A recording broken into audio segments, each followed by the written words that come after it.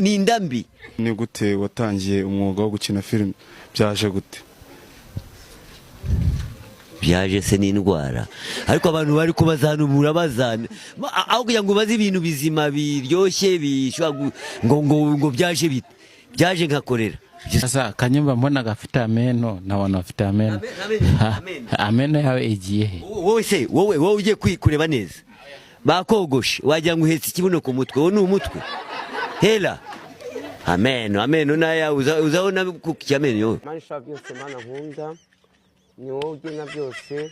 Mwete Nyabitanga yakoze urugendo ajya gutabara muri Kenya agaruka amahoro, nubwo yagiye ku ikamyo ivuye muri Majerwa akamugejeyo, yari mu mifuka y'imica ariko yamugejeje amahoro. Mwete yakamwana none ndamukweretse, ariko ngo ubukwe yabusobetse. Uriya mwana ari Muhanga ni female none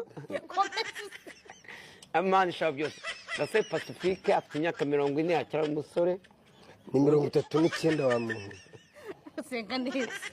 Waje kumuteza umugore wabyaye, niyo mpamvu yamukatiye. Reka yakamwana tumukubita umwana muto ufite imyaka 20 areka kuva mu ndangamirwa kubomora kwa kange twe turi kubomora turi mu Sodoma. Ibyatoye yakamwana n'ubizi Manisha byose ndigusabye ndikuye ku mutima kubwa Yesu Kristo umwami wacu, amen. Impumuro mbi wigeze kumva mu buzima ari iyihe?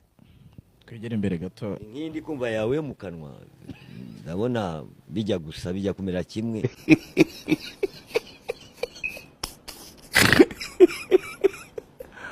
ari bobo waje fa bidire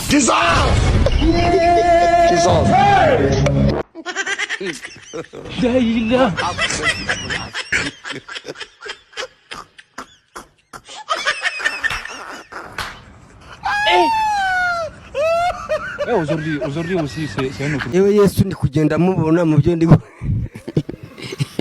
Yesu wamubonye yaka. Yesu wamubonye. Haleluya. Jesus, j'ai vu Salut Marie Dodi. Kanyobye bambari. Niko rangiza. Kanyombya. Kanyombino. Ngomeza bite? Sawa Kanyoko. Kawate. Kawate. I lose. You know me? I lose the You know me? I lose the sentence of speaking the French Motherfucker. Sister fuck. Brother fuck. Friend fuck. Aunt fuck.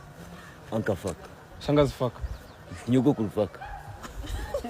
urya kabenzi yewe n'umuntu uza ndakugurira la ilaha muhammad Kanyobya arya kabenzi no yakariri hano hepfo hani muhammad rasulullah jina la Mungu Muhammad ugiye kumurika rikiro ngaho nujya muri Kaje kuri ngo tukango ndagutu fucking ni we nande na désormais désormais